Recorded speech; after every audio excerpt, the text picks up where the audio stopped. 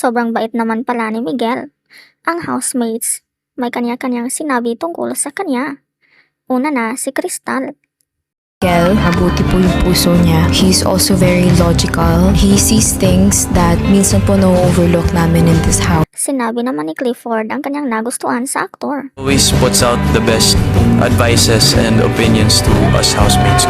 Ayon pa kay Anton, napahanga din siya ni Miguel nang una pa lang silang nagkita. First week pa lang po kuya, gusto ko na po talaga siya maging member ng grupo ko. And he has the mindset na wala sa ibang tao. Nabuo din ang pakpak ni Lela para sa kanya dahil sa aktor.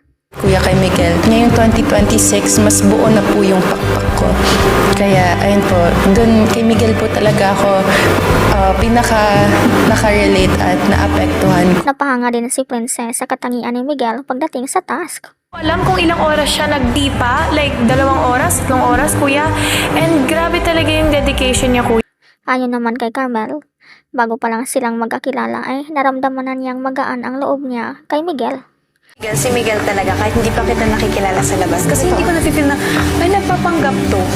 Na parang, kasi ako mabilis din ako makiramdam. But like parang sabi ko, ang Miguel na Miguel. Nagpasalamat naman si Ashley sa aktor. Being a friend too, and I got to know. Thank you for sharing your wisdom and knowledge, especially to those people who... Si Fred ay may magandang sinabi din. I really appreciate giving me the best advice. And now, I feel like one of the most intelligent persons I've ever met. Ikaw, anong masasabi mo dito?